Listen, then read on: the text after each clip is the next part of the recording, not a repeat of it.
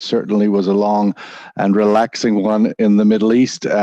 Let's kick off and welcome back Christof Rühl, a senior research scholar of the Center on Global Energy Policy at Columbia University. Good morning, Christof. Thank you for joining us again. In our absence, of course, OPEC did the big dance. They rounded the wagons and got the deal done. 400,000 barrels a day, as was expected. And then, of course, the outlook for the year ahead in this sort of compromise around quotas. What's your reflection for the week we were away, Christof, and the OPEC deal? Good morning, Sean, and good morning, everybody else. Rounding the wagons is a good expression. I mean, it was not unexpected. It was the Eid present. It's kind of interesting to see, and from their perspective, from OPEC's perspective, positive, that they involved a readjustment, a general realignment of the numbers for major producers. It's kind of comforting from a market perspective that this, in many instances, seems to overshoot in the sense that some of them won't be able to produce as much as indicated by the new baseline. And finally, I think markets immediately recovered during the week in reaction because they saw that the 400,000 barrels, which is the number which was floated before per month, has been maintained, and that even with demand sort of becoming weaker, seems to be still a good number to keep prices steady or on a slight upward drift. So I would assume that on the back of this, we're heading into a year-end season now where prices will tick upward and not collapse. And then we will have an interesting first quarter with shale coming back with prices at very high levels and with the new baseline being adjusted into new production numbers in early 2022. Let's welcome Maleeha Bengali, founder of MB Commodity Corner. Good morning, Maleeha, and welcome back. It seemed to me that the market is still perhaps digesting whether indeed this is bullish or bearish news, given the sort of unknown with the Delta variant. Ultimately, the market on Monday last week reacted with a very significant decline and spent the whole week recovering. Your thoughts on the OPEC agreement, bullish or bearish for the rest of the year? Thank you, Sean. Nice to be on talk again. So there are two really sides to this story, the oil market from a macro and micro perspective. And I think a lot of commentators have talked about the micro side, the demand supply, but not the macro. The biggest debate in the market has been the reflation versus deflation trade. And in the last month, you've seen commodities like iron ore, copper, steel, lumber, all have gone hit really hard. Oil was the only commodity that was actually defying what was happening in the broader landscape about the growth slowdown, global PMI slowing down into this OPEC meeting. Now, having said that, before the deal was struck between UAE and Saudi Arabia, people were talking about an oil price war. We never thought that was going to happen because there was going to be some sort of an agreement. So from the macro point of view, once the deal was struck, people just felt a bit more comfortable that more oil is coming to the table. Now, oil is not in shortage. I think the deal, as we spoke about, 400,000 barrels per day means OPEC is being very good about how they're releasing oil slowly into the market. Oil is a timing game. We're in a seasonally very strong market right now. Demand is strong on the gasoline side. We can see it strong into September. Distillate is holding about 3.1, 3.2 million barrels per day. It has not really picked up on back of jet and fuel travel, but demand will never collapse in the summer. So from a micro point of view, oil prices are supported, but the macro, the oil was so disconnected from other commodities that obviously the fact that we had that sort of resolution of the deal, oil price had to play catch up to what's happening in the broader landscape. Having said that, there was one bearish point that no one was talking about. The baseline of UAE was increased by 335,000 barrels per day, but also Saudi Arabia and Russia increased by 500,000. They were as it is higher. So all the players got a higher baseline, which just means there's more, not less oil coming to the market next year. It is a timing issue. And as I mentioned, in the next 3 months, we have a very tight market based on the different demand drivers. But in the next year, the market may be concerned about how much oil is coming to the table. So in a short-term period, it's sort of like neutral to bullish. Longer term, maybe slightly bearish. But oil prices really don't really collapse as the demand strong right into summer months. I suppose, Christof, ultimately the bullish or bearish outlook on this OPEC deal will be the context for demand during the next 5 months.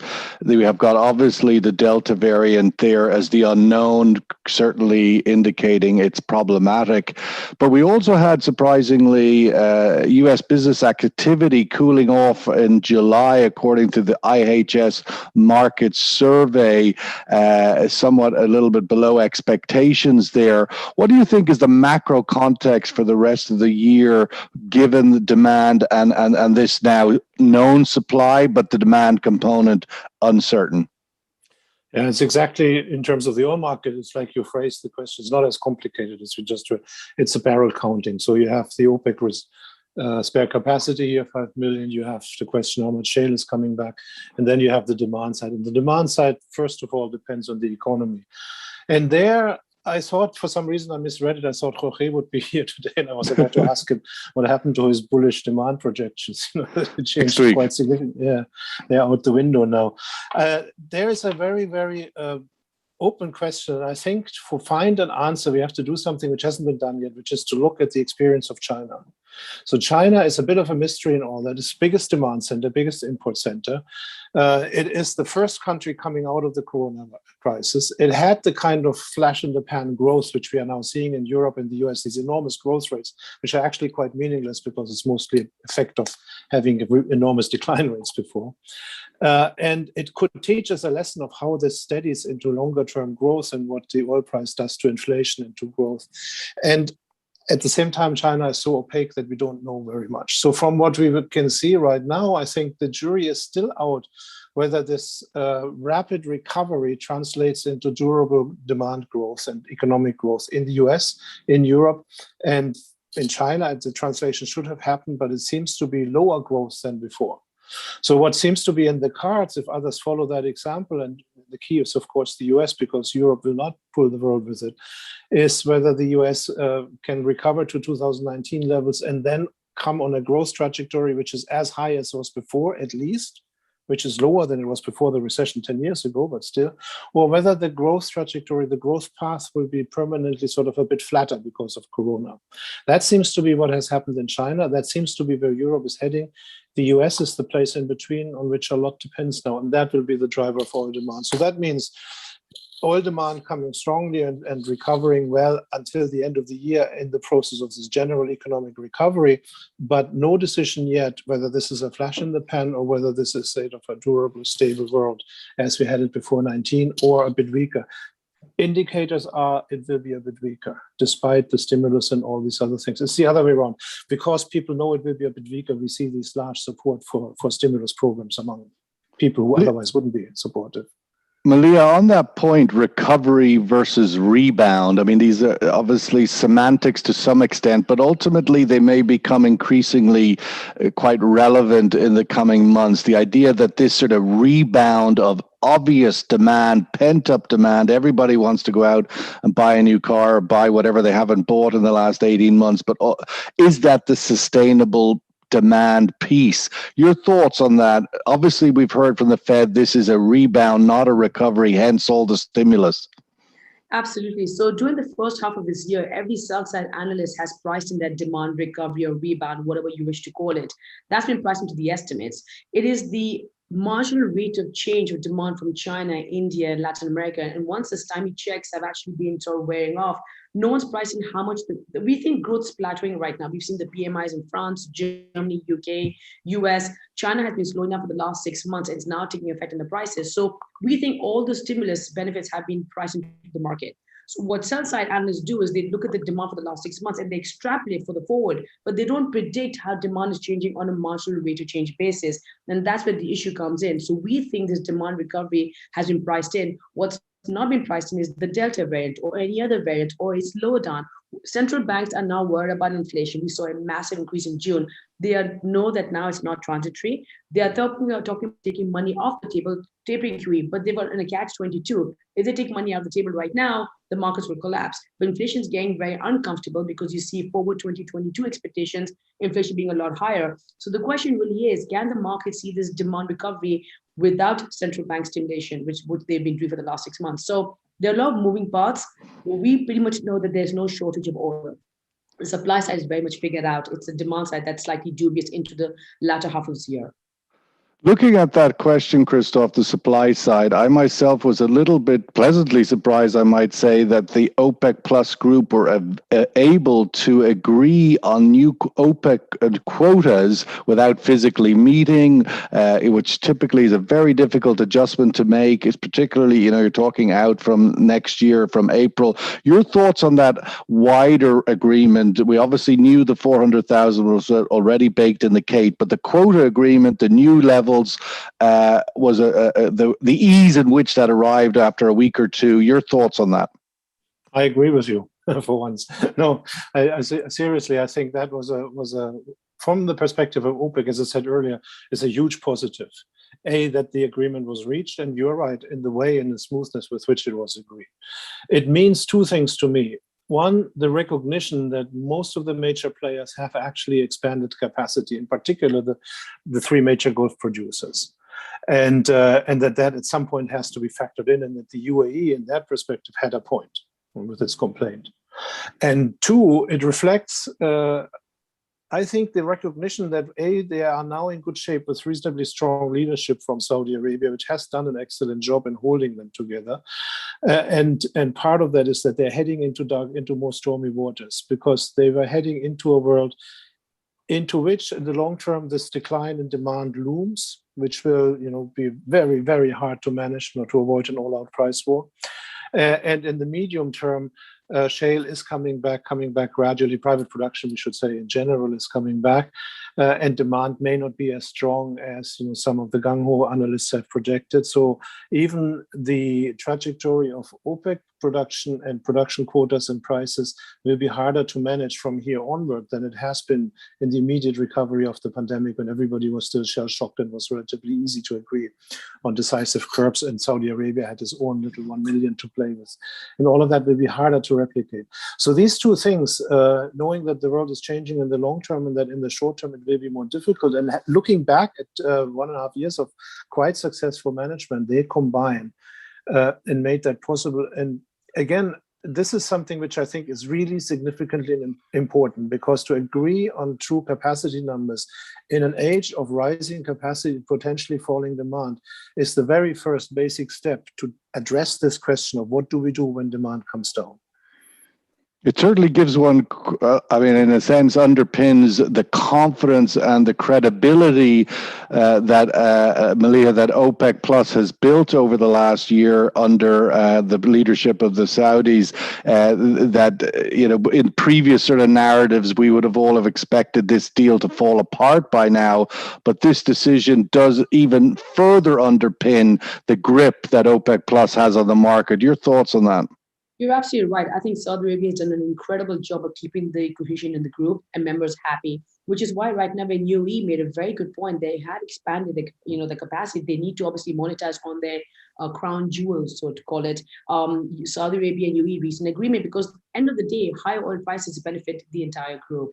And their plan for the next few years is to diversify from oil revenues into non-oil revenues. And that can only happen when you actually get the resources to invest into other projects. So they've done a great job. We think that that's always going to be, they have very strong ties together. But end of the story, we do have a lot more oil, either from shale.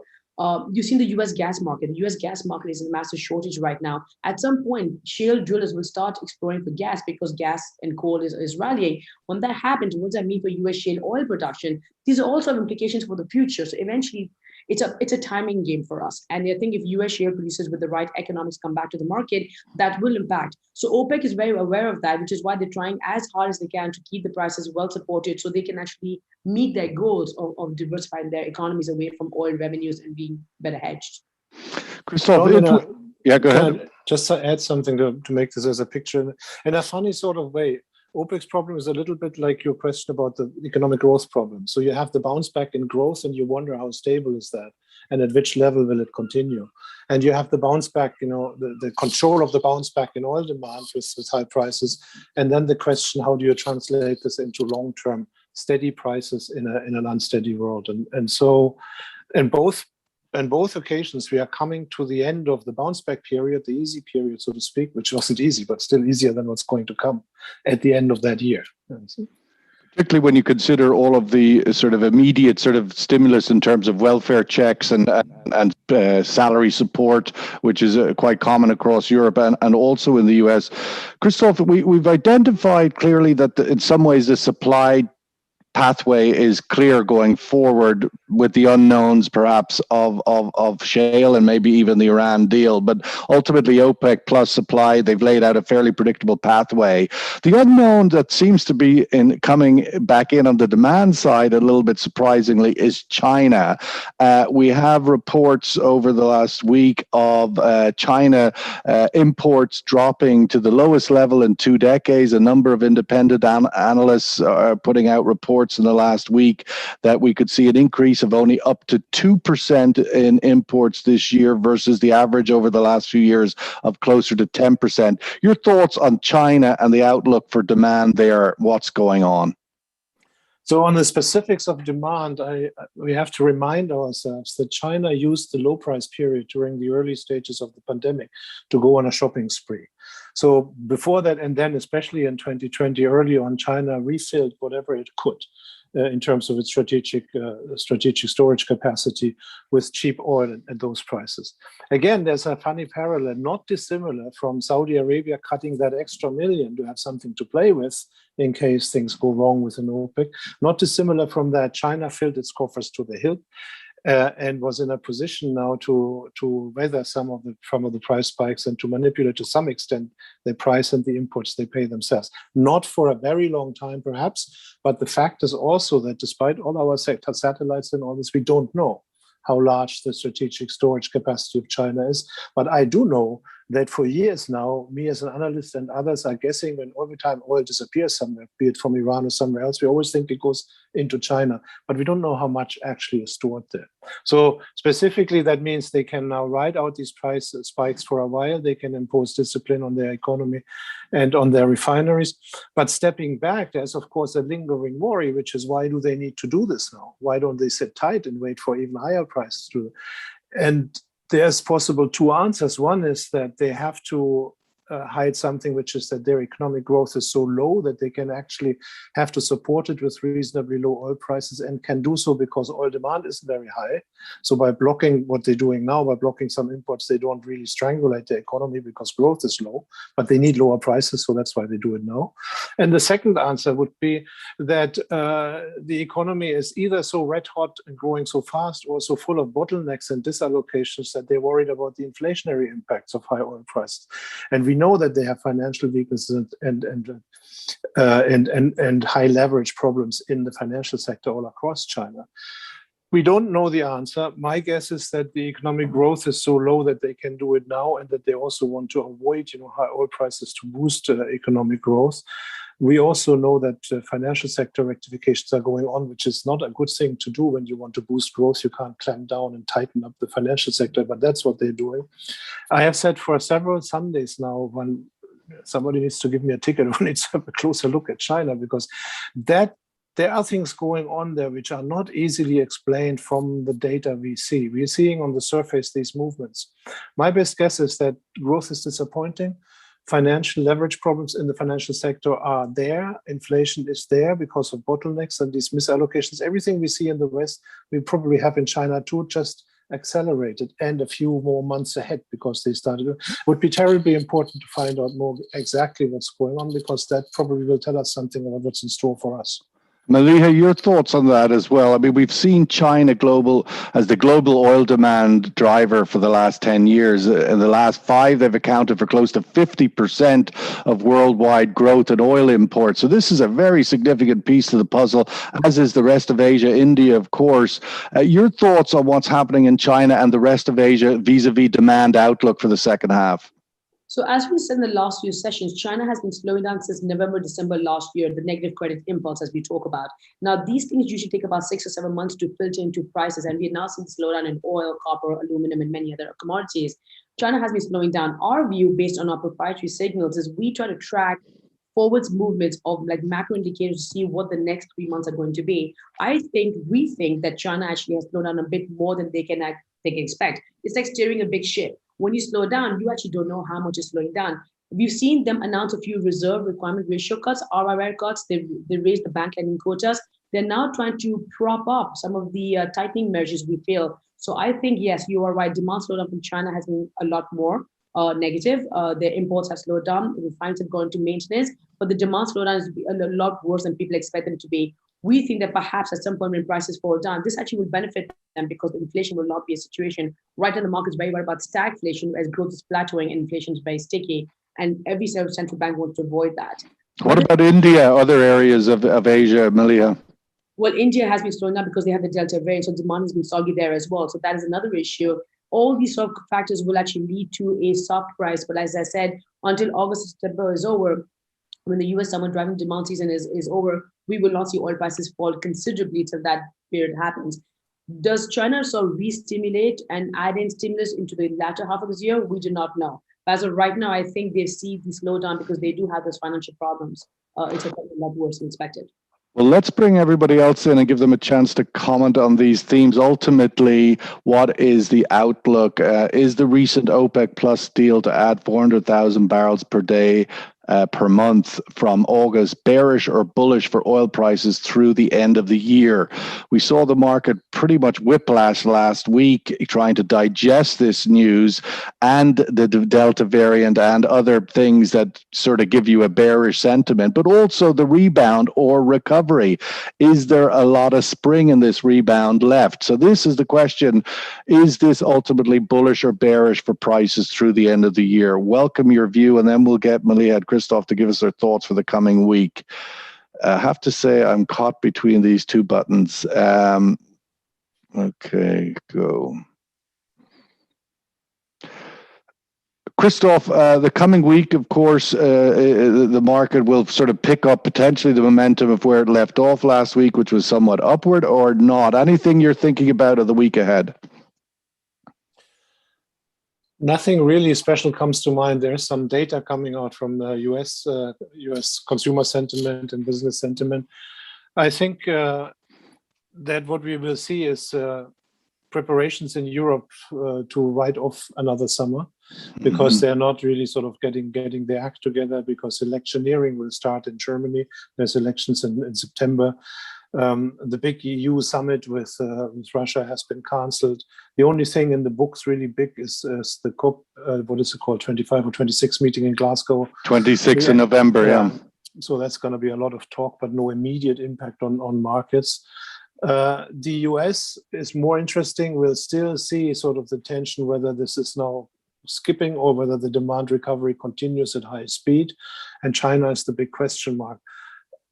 I have to admit, for the first time in a long time, I haven't really looked what is in the cards next week in terms of meetings. Well, maybe that tells its own story, right? Summer season distractions, where will the appetite be? But Maleeha, what we've still seen motoring on, regardless of summer distractions, is the momentum in the equity markets. Every second day, another record on the S&P. Your thoughts on where equities go, and will we all follow? Will that continue to be the sentiment?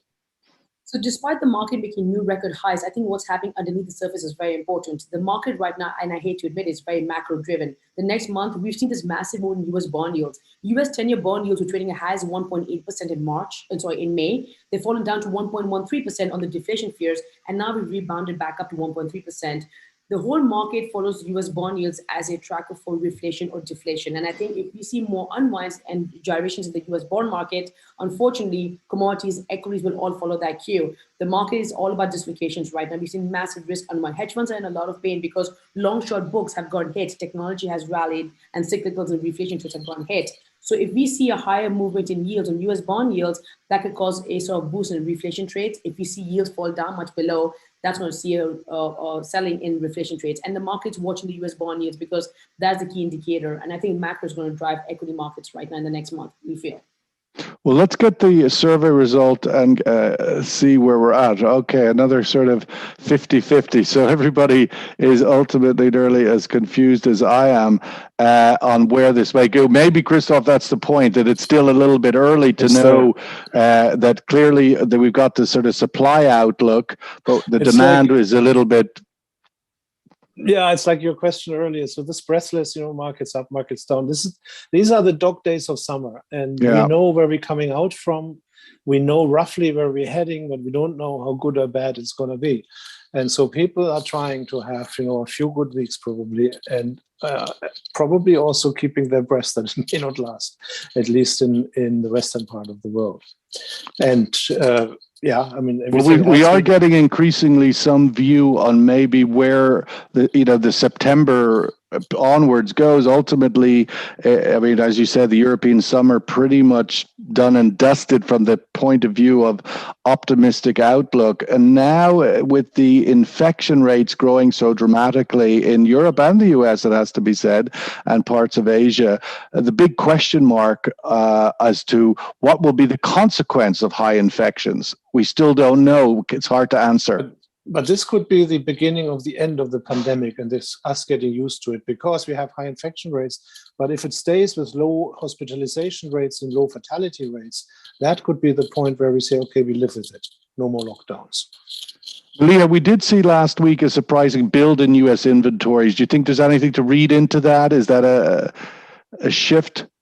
We have to probably monitor the next few weeks to see that. But on the demand side, no, there's nothing absolutely worrying. But like I said, gasoline distillate demand, we need to see how it sort of holds up. We saw a prop up in gasoline demand July 4th weekend, it sort of came back down. But end of the day, demand's holding up here. It's the travel demand and the sort of the other parts of the market that need to rebound, and we're not seeing evidence of that yet.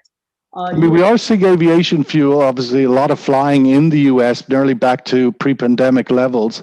International travel is still a bit muted right now. Now with the green pass and COVID certificates, a lot less travel is going to resume in Europe because people are not vaccinated. They will probably take time to get vaccinated. It does sort of limit the movement a lot more until later half this year. In terms of, Maleeha, your thoughts on the US deal for the new infrastructure bill that was promised in the first half seems to be dragged out to nearly insignificance. Your thoughts, is that a game changer when it eventually arrives? If it eventually arrives, depending on the number, whether it's 2.5 or 3.5 trillion, it could change the game later on. But right now, there's too much uncertainty. There's a lot. It's very political. They probably will try to get a deal for the midterm elections. It could change. But right now, we would like to see the details as opposed to chase it. That's been talked about for the last year in terms of copper. But the main drive for copper, or for that matter, is more China, the rest of demand rather than the infrastructure bill. So it all depends on what's being priced in. Christof, last word with you. One of the comments or stories reporting last week, again, is sort of the shale question, but the majors holding their fire on capex expenditure, but not only in shale, but elsewhere. Your thoughts on the outlook for that? If that continues, if we continue to go down that road where, because it's politically expedient and wanted by environmentalist movements, oil supplies are curbed in private companies and in Western democracies, whereas there is no development of substitutes on the demand side with equal speed. So in other words, electric cars still far away and the supply cuts faster than the demand curbs. Then, of course, we are heading into, for the first time in a long time, into a situation where there would be not enough capacity outside of OPEC. So that would mean higher concentration of production in state-owned companies in general, and OPEC in particular, and for sure higher prices. Well, we'll wrap it up there. It does seem to me we're going to go into a period now of OPEC silence, not a lot of noise from the Middle East. Obviously, the Eid holiday will eventually come to an end, but ultimately fold into August where there's enough of the usual distractions. All the signals will be, where is demand going? Where is COVID variant Delta going? And we'll have to keep an eye on that, I think, ultimately for the direction of whether this is indeed a bearish or bullish number at 400,000 barrels per day per month. It seemed a few weeks ago to be quite a bullish low ball number. Now it seems to be maybe not as bullish as it was then. At least that was my perception. Christof, thank you as always. Great to have you back on the stage. And Maleeha, thank you very much for joining us from London this morning. Thanks, everybody. We'll be back every morning, 10:30 UAE time, to sort of see where the market opens tomorrow and the sense of direction. Thanks very much. Have a good day. Bye-bye. Thank you, Sean. Thank you. Have a good one.